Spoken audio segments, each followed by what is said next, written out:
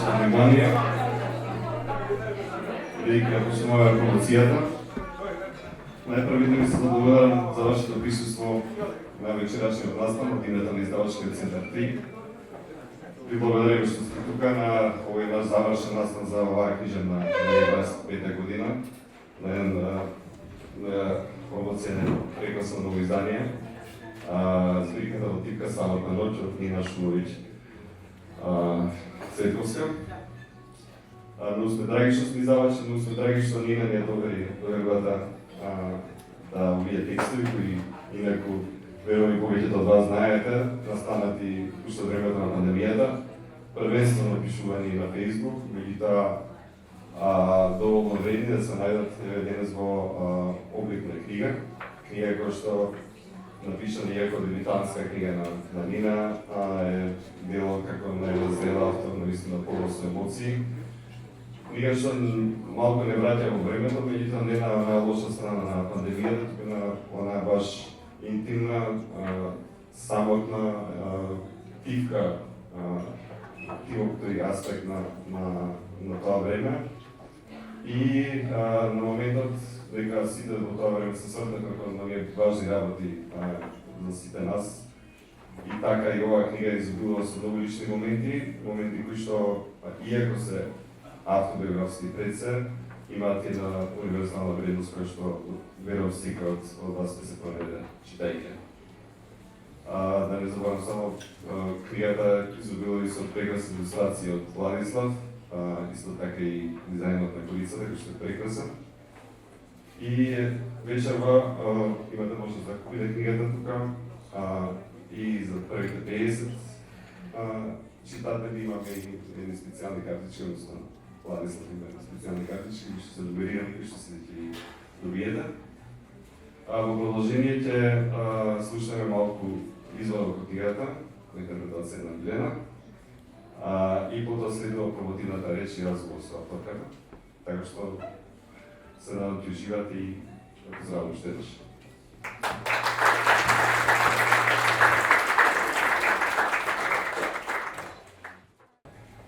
Честитки Нина од срце за прекрасното издание. Сега ќе прочитаме еден расказ кога боли челото. Иако насловот е во една тивка самотна ноќ, овој пат ќе читаме во една класна и не самотна ноќ. Кога боли челото. Многу години користам e-банкинг и затоа ретко одам во банка. Но денес e-банкинг не вршеше работа, иако стануваше збор за многу едноставна операција. Пред банката мал ред, се чека надвор, натре пуштаат само толку луѓе колку што има шалтерек. Стојат сите на метар 2 растојани. Одеднаш слушам звук. Тк. Кратка пауза. Пак тк. Се вртам, човекот зад мене си сече ногти со грицкалка. Среќа што мора да се стои на дистанца, инаку може некој ног да ме погоди во челото или да ми влета во вратот. Си помислувам, короната ќе помине, а овој ќе продолжи да сече ногти на јадно место. Може би е добро мерката за држање дистанца кај нас и што не се укинува и после пандемијата. Кога дојдов на ред, влегов со маска, дезинфицирав раце, се по пропис. Службеничката констатира дека не би биле ажурирани личните податоци. Значи, прво мора ажурирање, па после операцијата за која сум дојдена. Добро, си велам 5 минути работа, ништо не ми е сменето, освен бројот на личната карта, колку може да трае тоа. Ама, кога почна да ми спрашува службеничката, се кое од кое полично прашање, како да сум предистражен судија. Уште број да кондури не ме праша, се разбира, тој што стои на соседниот шалтер се си слуша. Одлучив да не си го расипувам позитивното расположение, зашто да се возбудувам и така во Скопје секој за секој се знае. По некој време службеничката почна да ми подава лист по лист за подпишување, еден, друг, трет. Ова за се, нели, готове сме. Велам, не, ми одговара таа. Ова е само за ажурирање, а потоа другото. Почна другото, односно првото за кое бев дојдена. Чукаше на компјутер, на Диgiтрон, проверуваше по папки и се смешкаше цело време. Многу љубезна жената, нема што. Ама некако и не задолго и се виде процедурава, па е симна маската што ја носеше, оти веќе се фамилијаризиравме да, Ем се дозна за мене, ем стојам тука веќе подолго време, што значи дека ги исполни сите услови за познанство во Македонија. Што сега маска, па наши сме си? Пак почна да ми подава листови за подпис, еден, друг, трет. Добро, ова е тоа и готово. Не, вели. Ова само за провизијата, после за другото. Најпосле започна да го работи тоа за што бев дојдена. На крај, пак подпишав еден куп ливчиња и немам поим што се подпишав. Душата на ѓаволот да му ја продавав помалце папирологија ке имаше. Излегов од банка порамно 40 минути за една многу едноставна работа. Излегувајќи, од спротива гледам мала менувачница што ја нуди истата услуга што мене ми требаше. Се махнав по чело за казна што не гледа наоколу. Лади, кој ме чекаше на паркинг, 3 пати ми звонеше на телефон во тие 40 минути, за да провери да не ми се случило нешто, да не сум паднала пак, од денес прв пат излегов после несреќниот пат кога го шинав блуждот. Не, викам, не паднав, ама сега челото ме боли.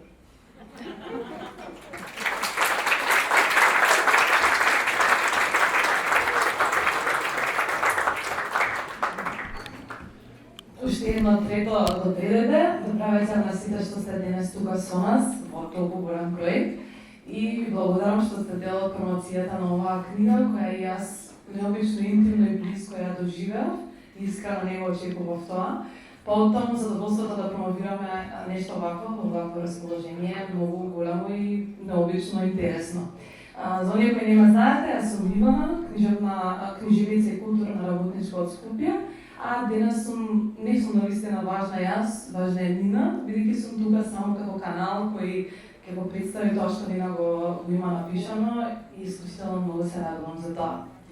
Најпрво фала ти за довербата, јас да го направам тоа и како еден брлив човек да ти знапрашам колку што можам повеќе Нина и прво да предете за тебе. Благодарам Ивана, само сакам да кажам дека не само што си важна, туку вечерва сите сме важни овдека, вклучително и сите што дојдоа овдека заедно со нас. Така што јас тебе ти благодарам што ми ја направи честа и прифати да ми бидеш промоторка, бидејќи се запознавме пред 2-3 дена и кликнавме веднаш и мене ми е многу драго што млад човек кој што е на возраст на моите ќерки исто така прифати да ја промовира оваа книга, што значи дека сепак сум допрела и дека до една друга генерација, не само до мојата. Согласувам со тебе. Се согласувам и јас со тебе. Верувам дека поголемиот дел од луѓето кои се тука ја знаат Нина и би сакала да го представам и својот впечаток, но ќе одиме со неколку информации кои верувам дека би сакале да ги знаете за неа и неколку реченици кои јас сакам да ги кажам за она што го читав пред да преминеме на еден општ разговор за многу различни теми. Нашата авторка, која е денес тука со нас, е родена во 1966 година во Скопје. Во 1991 година има дипломирано на електротехничкиот факултет во Скопје, а денеска работи кариера фокусирана на најразлични проекти од областа на демократизацијата и доброто владење. Многу ми е интересно секогаш кога се споминува дека немате работено во полето на вашата струка, односно нели електроенергетиката, меѓутоа онаму каде што се наоѓате сега имате и се занимавате со еден општествен придонес, што е нешто интересно и ќе го разговараме понатака во текот на самите нашиот разговор кој го водиме. Ке го читате и во самата биографија, Нина издвојува нешто што е важно, односно различни типови на проекти кои ги има работено во низината кариера. Да не се слушаме? Меѓутоа, тоа што мене ми е најважно е да ја запознаете и да биде представена преку разговорот со неа. Односно да ја видиме Нина преку тоа што е напишано, затоа што сметам дека навистина е најавтентично за вас. Но за да стигнеме до самата книга, не би можела да не кажам некој збор за ова четиво, односно за збирка раскази за која што лично верувам дека е големо освежување во современата интелектуална мисла кај нас. Меѓутоа и книга која се доближува до пошироката читателска публика и тоа е нешто кое многу ни недостатува и ни е потребно на сите. Способноста да се пишува топло, да се пишува едноставно, да се пишува приемчиво многу, а сепак тоа да биде јасно е навистина нешто кое не го сретнувам многу често и тоа прави Нина да верувам дека ќе биде една од ретките авторки која ќе биде и како обожавана и препознаена кај нас. И затоа верувам и дека ова нема да биде еден класичен книжевен осврт, што јас ви го читам, туку само ќе биде покана за еден там со зборови со Нина, преку кој што надежно книгата ќе ја пренесеме и до другите читатели. Во книгата на Нина ќе пронајдете многу нешта, но она што ми е најважно мене ќе го најдете шаредилото на животот. Наточено низ различни постапки, многу хумор, но и голема доза на свесност, кои ми покажуваат колку Нина зборува за ранливоста на секојдневието, низ една вештина која ве мами. Не само да постигнете по нејзиниот свет, туку да се запрашате како и вие го доживувате истото. Од тоа кога ја читате неа, директно се поврзувате со самите вас и со тоа како овие раскази и овие текстови резонираат со вашите лични искуства. За мене лично ова е една од најважните работи кои се надевам дека ќе ги препознаете во книгата и дека ќе го освојат како што мене ме освоија. И затоа верувам дека не е само книга која зборува за активизмот, општествениот ангажман, свесноста, туку многу повеќе од тоа. Ова е книга која е напишана со многу љубов и топлина, а сепак раскажува за наредливоста на животот и она што го повелуваме секојдневно низ призма на еден хумор и една симпатичност, која верувам дека ќе го освои апсолутно. Особено секако, верувам дека книгата ќе го освои ако главниот принцип, кој ако го забележите главниот принцип со кој авторката пишувала и размислувала, ова беше првото нешто што го запаметив кога ја отворив книгата на Нина, односно ќе забележите авторка која пишува за слободата. Слободата како главен императив и слободата како главен принцип. Верувам дека, особено во вакви времиња во кои што живееме, исклучително е важно да се осврнуваме кон неа, така што ако сакате да слушнете повеќе, да тргнеме заедно во една потрага по таа слобода, мислам дека може да почнеме со еден краток разговор кој ќе го направиме јас и Нина. И секако со аплауз малка мотивација за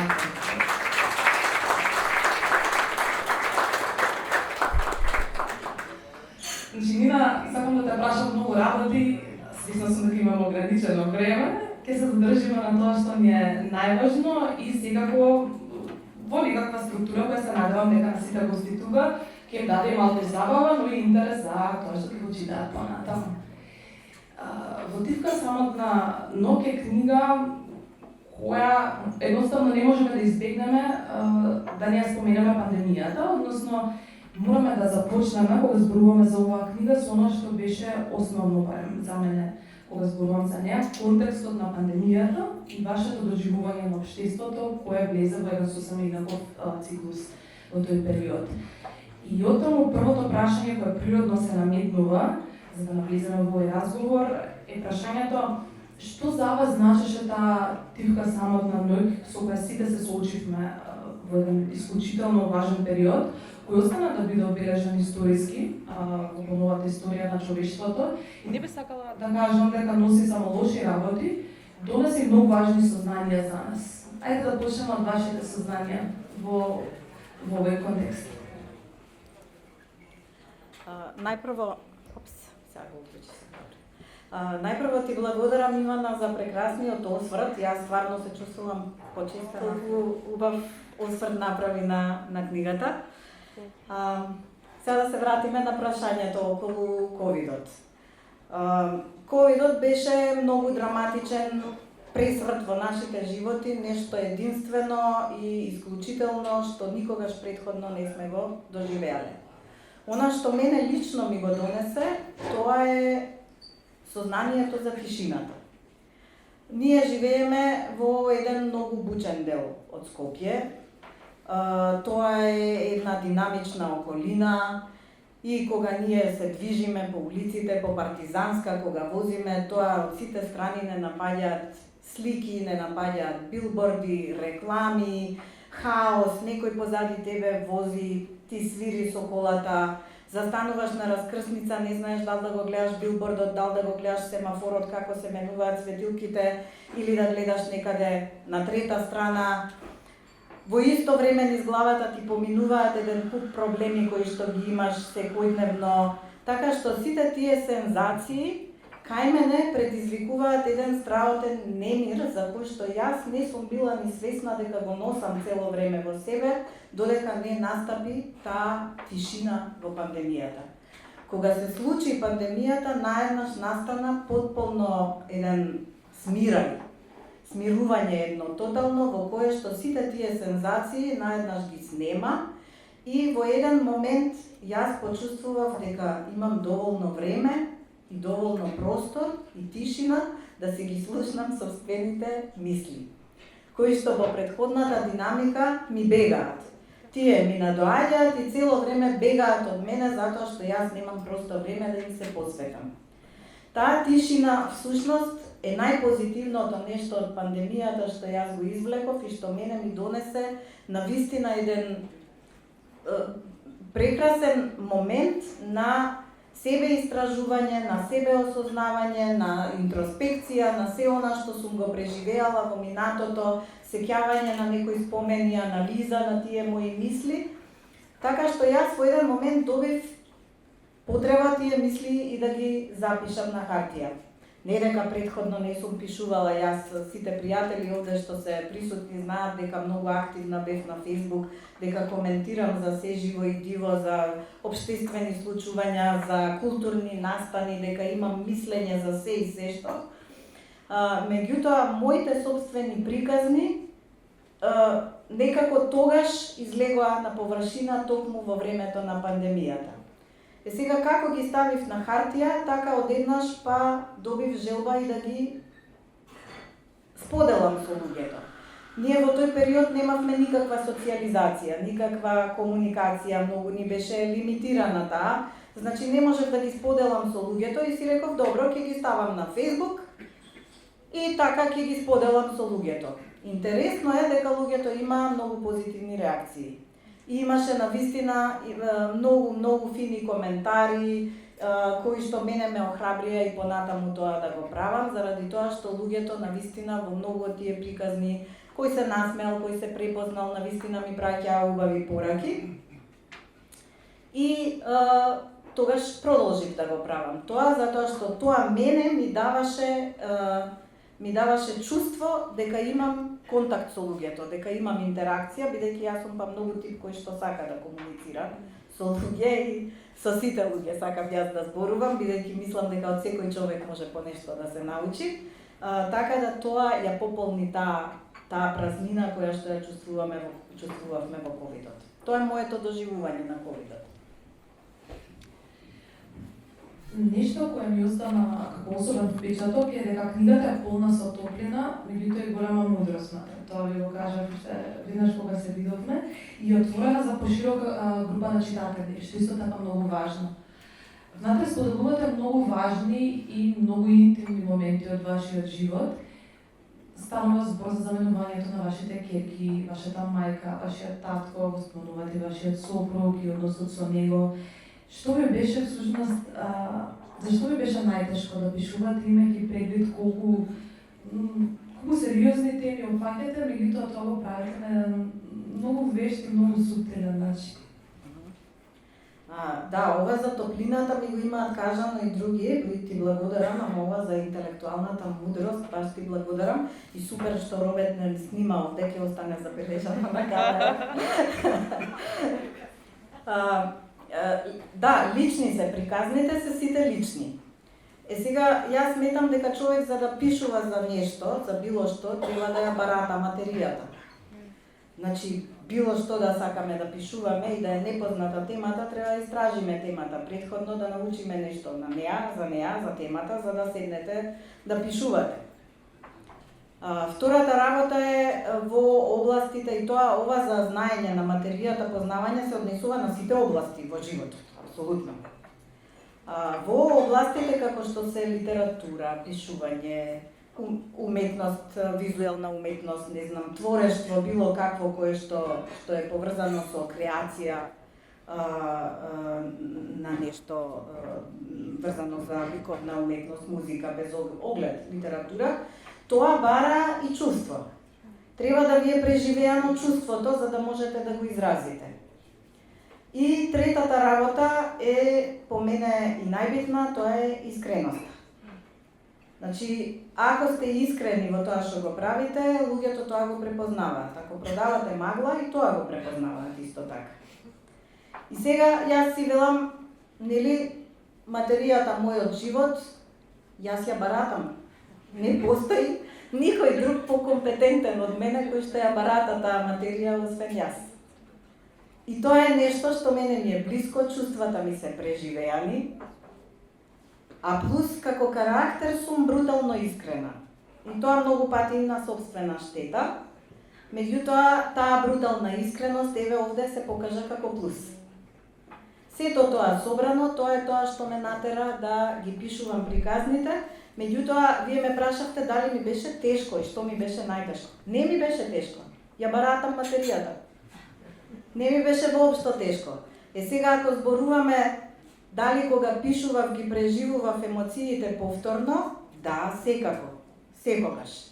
Значи, ако сум пишувала за татко ми, сум си поплакала додека сум пишувала, секако. Ако сум пишувала за, не знам, некој смешен настан, како оној во Рибарницата има еден настан кај што пишувам на вистина како тоа беше една стварно комична ситуација, јас многу се смеев додека тоа го прераскажував. Ако пишувам, не знам, се нервирам исто така, например, ако пишувам случка како мајка ми на 60 години ме прашува дали сум ги измила патлиџаните пред да ги исескам за салата, например, исто така. Така што тие емоции секогаш се преживуваат повторно кога се пишува. Убаво, прекрасно.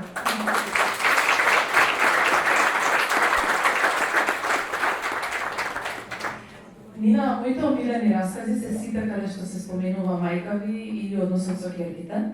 И во овој контекст таа меѓугенерацијска феминистичка поддршка, на која често се наоѓате, ми е многу важна и е нешто кое не можам да го избегнам како прашање. Како тој феминистички дискурс кај вас внатре дома ви има ослободувано да бидете уште повеќе своја, да бидете уште послободна и со тоа да почнете да пишувате? Ивана, ти спомна мајка ми и моите ќерки. Тоа се некои 3 генерации. Меѓутоа, овој женски родослов оди многу подалеку. Јас имам приказни од мојата баба, од мојата прабаба, кои што се многу интересни. Она што е мојата феминистичка болка во тоа сето е дека тие жени имале многу приказни во својот живот, имале многу што да кажат и да раскажат, меѓутоа тоа останало незабележано. Ние знаеме дека и во културата, според мене, многу голем дел од културата, ако и не и најголемиот, го пренесувале и го создавале жените. Жените ткаеле килими, жените везеле везови, жените им раскажувале приказни на децата дома додека ги одгледувале. Тие креирале игри, создавале за да ги занимаваат децата и своите семејства. Тие пееле песни.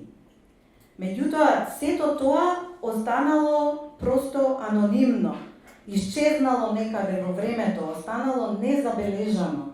Додека пак, она што го учиме во учебниците, тоа е грандиозни теми кои што се напишани од мажи или креирани од мажи за војни, за јунаци, за светци, ту и тамо за понекоја нереализирана љубов. Меѓутоа, тоа се грандиозните теми на кои ние им се восхитуваме. Не велам дека нема женски ликови во тоа творештво, секако има, меѓутоа тие женски ликови нас ни се пренесени од страна на машки автори, од страна на мажи. Женските приказни останале нераскажани, со самото тоа сите овие што ние сме ги читале до сега како големи автори, кажувањето нивно за жените по мене е неавтентично. Затоа што не е раскажано, не е преживеано. Нели не е преживеана таа емоција, искреноста тука ја нема, оти они го немаат тоа искуство. Тоа е мојата феминистичка болка, дека овие женски приказни останале нераскажани. Туку имаме од блесоци некакви во рамки на устното предание во нашите семејства. И тоа е нешто што го памтиме. Јас, например, знам дека мојата баба, родна, се породила 1943 година ноќта кога бугарите го нападнале Кавадарци. И сега бугарите нападнале и таа со женскиот дел од фамилијата они избегале на некое лозје, пешки, со породилни болки, и таа се породила во некоја провизорна шупа таму кај што чувале алат. И јас толку знам за таа приказна. Меѓутоа, јас не знам како таа жена се чувствувала. Кои стравови се таа ги поминала додека тоа и се случило. Не знам која траума ја носела после тоа и како ја надминала таа траума. Јас не знам ништо за тоа, затоа што останало тоа незапишано. Четврта генерација од моите ќерки наназад, да речеме, за прабаба ми Донка. Прабаба ми Донка била многу позната раскажувачка и жена која што го засмевала целиот град, пошто имала многу смешни приказни. Таа, например, позната е анегдотата во нашето семејство, патем изгубила 13 деца и умреле, а била многу весела жена. И набрзо по смртта на нејзиниот сопруг одела на гробишта да во рани зори сабајле, како што е редот, како што налагал црковниот обичај, рано во мугрите тргнала сабајле на гробишта да однесе вапцани јајца на гробот на нејзиниот сопруг. Се приближила некаде близко до гробиштата, ама не близко до гробот и шушнало нешто, тоа само што се зазорувало. Се свртила таа лево-десно, пак и шушнало нешто и од тука таа ги заджиткала јајцата во правец на гробот колку што можела и викнала: еве ти ги Петре јајцата, јас избегав. И летнала да бега. Значи, тоа што мене ме восхитува во оваа приказна е што кај неа секогаш победувал животот. Значи, таа нејзина сила е, она ги скршила нормите, брате, ти мене може да ми кажеш дека јас на тој ден морам да однесам вапцани јајца кај мојот мртов сопруг, ама ако ми е страв, јас ќе си бегам, затоа што мојот живот е поважен од се. Тоа се тие приказни кои што мене ми се многу важни. И сега, знаејќи го сето тоа, ама ова се само од блесоци. Знаејќи го сето тоа, јас си велам, па добро, овие жени не можеле ни да го запишат тоа, пошто не биле општествено вклучени. Жените не биле ни писмени, не биле ни образовани, немале јавен живот никаков. Нормално дека останале анонимни.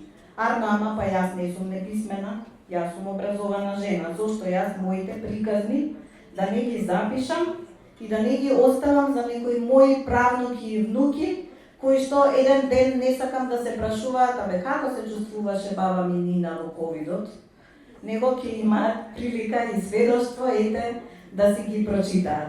Од таму овие приказни немаат никаква амбиција да бидат никакво уметничко творештво или книжевно творештво, туку просто едно женско сведоштво, едно автентично сведоштво на моите чувства и моите доживувања. И знам дека е долго одговорот, ама многу е важен и сакам на крајот и ова да го кажам. Дека јас сум феминистка, тоа стои да, и во мојот феминизам многу е битна улогата на мажите во мојот живот. И мислам дека феминизам без машки ангажман нема. Феминизам без мажи не е возможен. Во мојот живот двете клучни машки фигури се мојот татко и мојот сопруг. Мојот татко, кој што ме научил дека слободата е врвниот принцип во животот и дека не треба да прифатам ништо помалку од тоа, и кој што секогаш ми ја градел самодовербата и ми ја влеал оваа самодоверба која што јас ја имам цел живот. И мојот сопруг Влади, кој што ниту во еден момент цел живот не посакал да ограничи било која од моите слободи, туку напротив само ги охрабрувал и ме поддржувал во тоа. Така што тоа е исто така многу важен момент.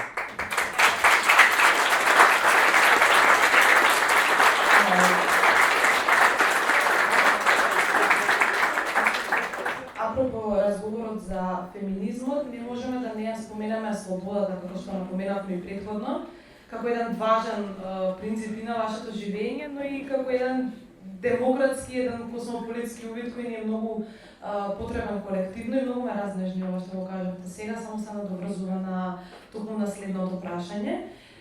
Ова прашање сега го сакам да ми го илустрирате со еден извадок, едно од омилените извадоци, кој го подкрепуваме со следното прашање. Што мислите дека денес ни ускратува слободата како заедница и дали сметате дека доволно храбро ја бараме како колектив или можеби чекаме некој нам да ни ја донесе?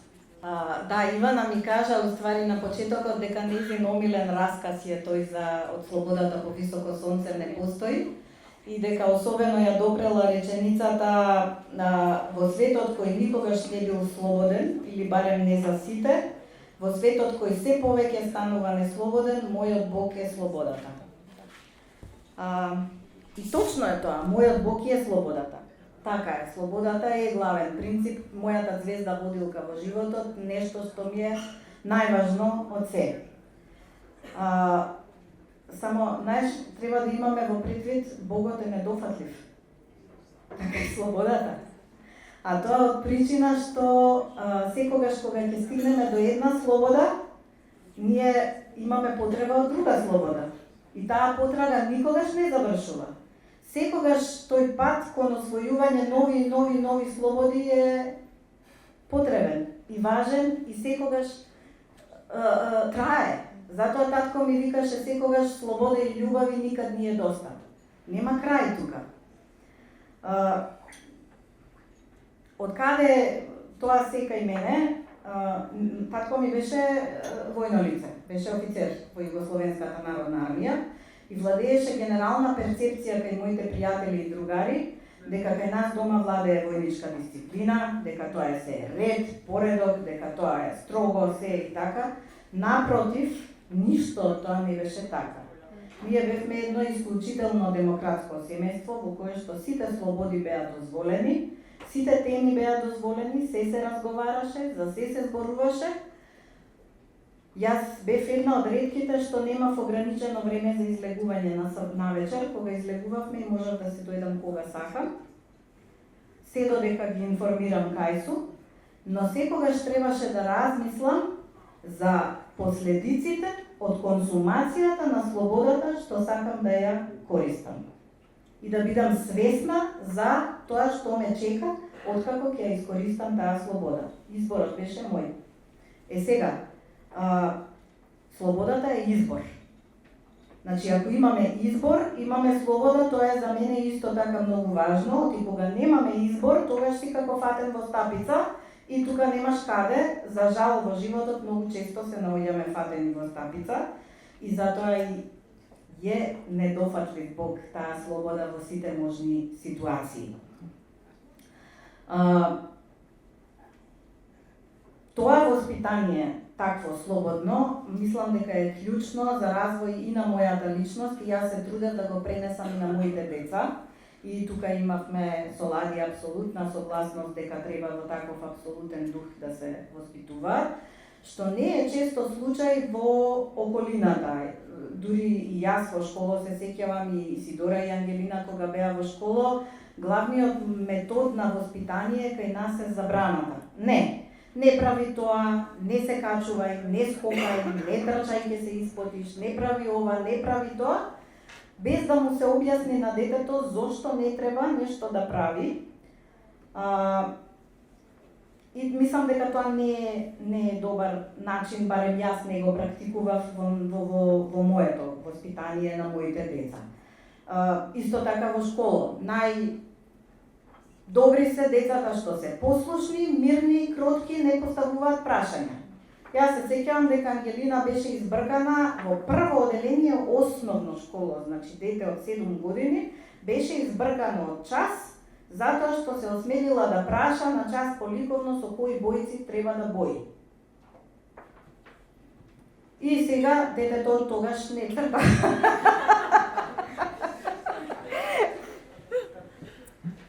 Така што од тука е многу битно тие слободи човек да си ги земе сам, да си ги даде, зашто слободата никој не ви ја дава. Слободата мора сами да си ја земете. Тоа е нешто што сами треба да го зграбчите секогаш кога можете и сами да си го одработите, да го изборите, да го земете. За жал, заради ова вакво воспитание што ние го имаме од мали, сите сме се соочиле со тоа, и јас сум го имала во школа, во сегде. Заради тоа многу сме склони да се самоцензурираме во одредени ситуации и по линија на помал отпор, дури пред некој да ни одземе слободата, сами да си ја скратиме, сами да се лимитираме, сами да се ограничиме. И тука би се навратила на расказот Прасена Санка, например, едно таква приказна, во која што јас мислам дека тука е фино сум го опишала сите мои ограничувања што тама на себе сум си ги ставила и не сум сакала да го влечкам прасето низ дебармало на Санка, пошто ми било страф, ми било срам, сум се плашела да не ме исмеат. Тоа се сите мои ограничувања во главата што јас сум си ги направила. И требало многу да се надмине тоа, за да дојдам во ситуација да се ослободам и да направам нешто убаво за луѓето што ме сакаат и за тој кој што тоа му значи. Сега јас тоа го сваќам на овие години, ама тогаш ми беше тешко да го разберам тоа. Фала ти. И сега кога имаме книгата пред нас во оваа прекрасна форма, ме интересира многу како го гледате пишувањето сега, кога ќе се навратиме назад. Дали пишувањето беше автотерапија или беше предизвик кој сакавте да го освоите, или пак двете? Сега кога го имаме ова книжа прекрасна. Дали беше или дали? Па и сега како гледате Да. тоа? Да. Може би се променило? Не знам да ти одговорам на ова прашање. Мислам, не знам, види, пишувањето е слободата која што јас ја зедов сама. Уствари, пишувањето е мојата слобода која јас ја дадов. Зашто на работа, например, ние имаме 300 ограничувања. Секој од нас, во сите професии, не е тоа само кај мене случај. Одите на работа и таму има 300 забрани. Ова смееш, ова не смееш, ова можеш да го кажеш, ова не можеш да го кажеш од тие и тие причини. И тоа е окей, пошто ние доброволно сме се согласиле на одземање на тие слободи. Но овде, ова е мојата слобода. Ова јас сама сум си го дала.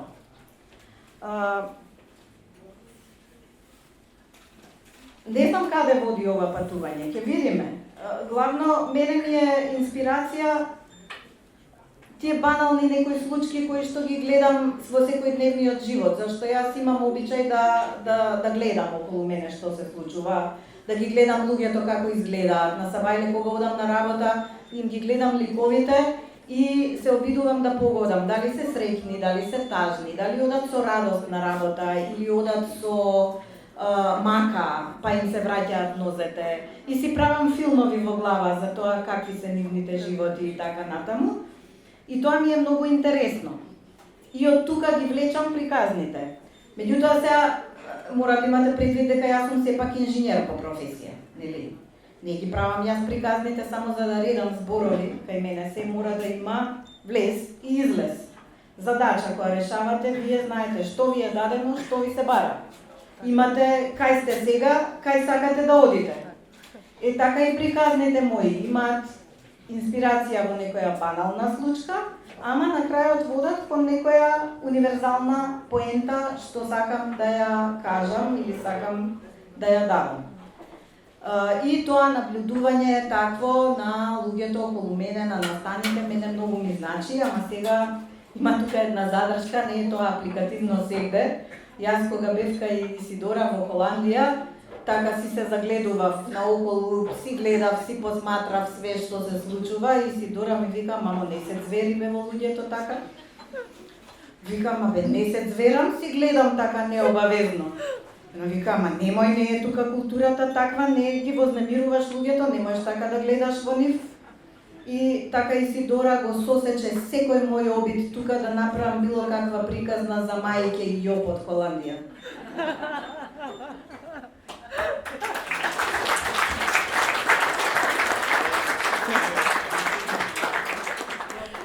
Фала, Делина, одговорот ние го добрихме секако. преку хумор. Се движиме кон крајот на овој разговор и секако не може да го изоставиме едно од најважните прашања за мене и делот кој е поврзан со илустрациите внатре во книгата, кои како што споменавме се дело на вашиот сопруг, на Владислав Цветковски. Тие не само што имаат посебна символика и значење, јас бев фасцинирана кога ми раскажувавте како се стои внатре, се стопив практично. И се надевам дека и читателите, барем оние кои ви се блиски, ќе можат да дознаат како се вплутани во приказните. Може ли да ми раскажете нешто околу овој ваш заеднички процес, бидејќи чувството и топлината која произлегува при читањето доаѓа од тоа што се гледа вашата заедничка работа и тоа е исклучително важно, затоа што спојот на визуелното и на зборот овде се многу емотивни, но и многу важни за пренесување на приказната на уште по-доследен начин. Да, благодарам за ова прашање. Ова ми е и мене многу битно прашање. Знаеш, ние дома функционираме тимски. Ние имаме еден фамилиарен чет кој што е активен 24/7 и во кој што секој кога ќе му текне во било кој период од денот си пишува све што ќе му текне и што сака да каже. И тој чет е многу интересен, може би еден ден од него ќе произведе за некоја книга, не знам. Така што ние практично секој на секого му се меша во животот комплетно и учествува активно и дава фидбек за се што некој прави. Лади е ликовен уметник, тој создава 40 години веќе и јас нему 40 години му се мешам во работата. И секој пат кога создава нешто, јас имам што да додадам, да искоментирам, да направам. За среќа тој најчесто ги прифаќа моите сугестии и што ме прави мене многу среќна. И сега јас и правам прв пат книга и немаше смисла да не му дам нему да се примеша. Значи, ова е фамилиарен проект. Ова е фамилиарен проект и ние тоа така и заеднички го работевме, додека Исидора и Ангелина активно дава исто така сугестии и рецензија правеа на крај и така натаму. Така што знаете, како другите луѓе што си прават слава, организираат слава, ние решивме да си издадеме книга и да си направиме промоција.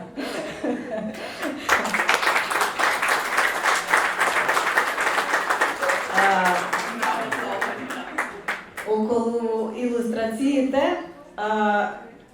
некои од илустрациите се настанати директно сега за овие раскази, меѓутоа има и такви кои што се настанати многу оддамна и се само малку прилагодени за оваа книга. Лади инаку има многу интересен визуелен израз во кој што прави ребуси, просто и символи, треба многу пати да се загледате за да видите што има таму понатаму. И јас сега еве интересно ќе раскажам на пример за илустрацијата што е употребена како што ја проследува мојата биографија, ја има и тука еве на масата, да. Таа илустрација е настаната 1996 година, со тоа што тогаш беше графика. Сега од графиката е направена илустрацијата, таа настана на следниот начин. Значи, јас сум имала потреба нешто да му кажам на Лади и бидејќи сум јас многу нестрплива и брза и не можам да чекам, сум морала одма тоа да му го кажам. Он во тој момент се туширал во купатило и јас сум ја отворила вратата, сум дзирнала низ вратата, значи тоа е ова, тука.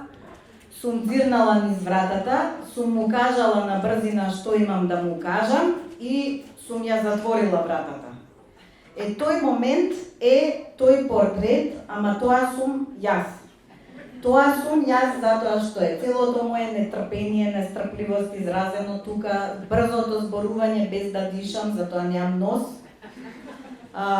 Љубопитноста, таа која што јас сегде сакам да дзирнам и да си го пикнам носот, и тоа е мојот портрет, и затоа е тоа ставено покрај мојата биографија тука.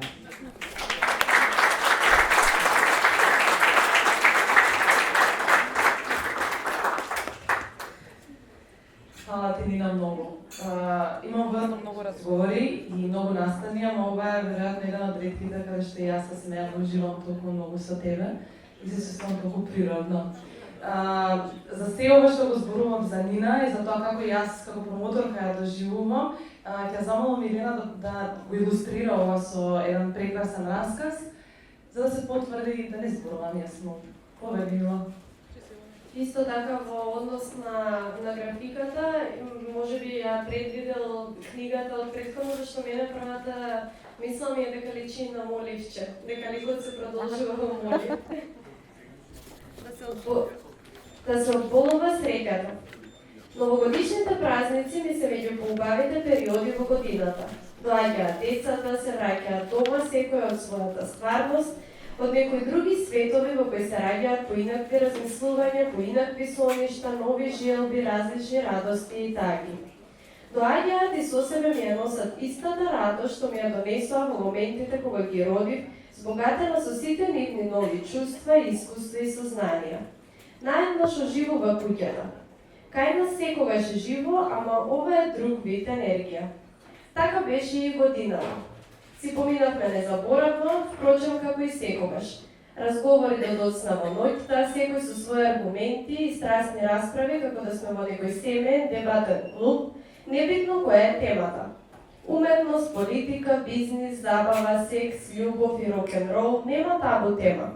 Ова ни е омилената семејна активност, ја практикуваме и онлайн во текот на годината, ама сепак некако повозбудливо е кога сите седиме заедно.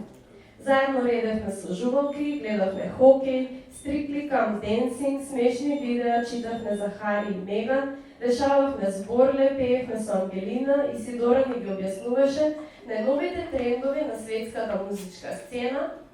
Ние им ги покажавме Каролина, Дуки и Исмел и старите македонски шлагери, уживавме и во новогодишниот концерт на Филхармонија. Кој знае по кој пат заедно ги откривавме Дојран, Шапка и Соло. Лади и Исидора го направи календарот за 2023 со избрани драги фотографии и ете го, сега ни виси на календарското место во кујната. Календарот денес покажа дека е ден за заминување. Денот за заминување е секогаш тажен, особено во јануари. Сиво е, студено, краток е денот. Со Лади држиме насметка додека ги пушкаме на аеродром и мафтавме додека тие се оддалечуваат, надвор од погледот, далеку од допирот. Дома е празно и тивко. Не влегувам во нивната соба, не го отварам нивниот плакар. Плакарот полн со празни закачалки ми го стега грлото и ми го замагнува погледот. Треба да го одболувам денот. Така е веќе со години. Се што треба да направам е да најдам некоја занимација, нешто што ќе ме преокупира. До вечер, до утре сабајле. Утре е веќе поинаку. Ќе се слушнеме на семејниот чет, ќе се отвори некоја тема за дебата и полека секој се врати во секојдневната рутина. Во годините откако си заминаа децата од дома, некако се научивме да компримираме 6 месеци семејен живот во 20 дена. Дали ми е криво? Не, не ми е. Секој пат кога доаѓаат, гледам дека растат, веќе и созреале во самостојни личности, наполно способни за живот, кои точно знаат што сакаат и што прават. Гледам дека создаваат среќа за себе, отвораат можности, градат нови искуства, учат, работат, љубат, понекогаш губат, се стремат кон некои нови далечини, го живеат животот во целост. Не знам дали ќе го имаа сето тоа доколку останеа дома. Може би да, може би не. Не е ни битно. Ова е нивниот пат, ова е нашиот заеднички пат.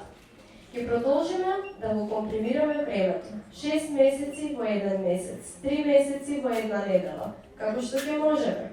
Јас сум среќна што се тие исполнети, што нивната содржина се прелева во мене, што учам од нив, што бескрајно ме збогатуваат, што ми ги отвораат хоризонтите и погледите кон светот, кој не ми е видлив и достапен во моето секојдневје. А деновите како денешниот се тука само како потсетник дека љубовта не се мери со време, простор и граници. Деновите како денешниот се денови кога треба да се одболува среќата. Утре е нов лет.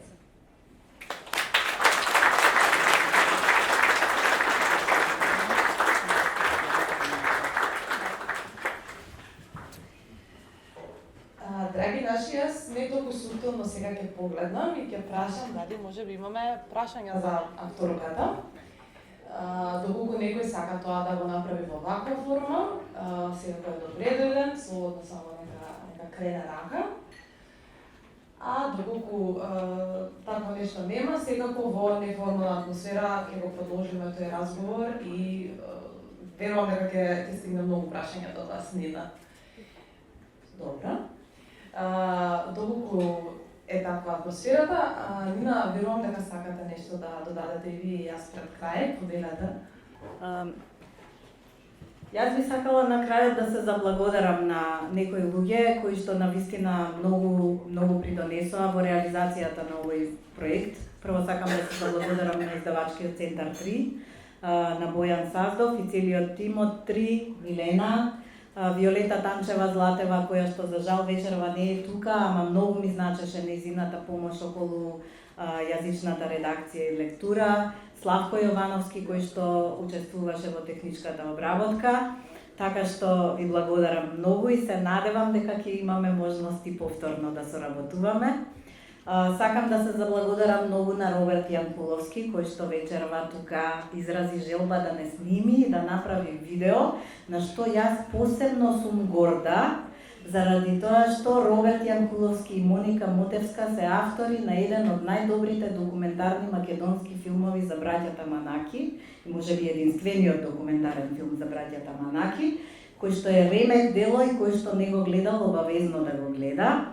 Да се заблагодарам на Линда Трајковска која што исто така не фотографираше вечерва. И сакам посебно да ви се заблагодарам на сите вас што дојдовте вечерва овдека и кои што коментиравте активно на сите мои постови в Facebook, заради тоа што без вашето охрабрување и подршка можеби и немаше да се охрабрам да ја издадам оваа книга. Така да многу ви благодарам. Многу важно да не испуштам да и се заблагодарам на Ивана Јовановска, која што е една прекрасна млада поетеса, која што јас, како што реков, ја запознав пред 3 дена и прочитав една нејзина збирка поезија и се восхитив од нејзината поезија и сум 100% сигурна дека ќе биде славна поетеса еден ден и јас тогаш со гордост ќе им раскажувам на моите внуки дека си ми била промоторка на настава. Благодарам многу. Уживајте во вечер.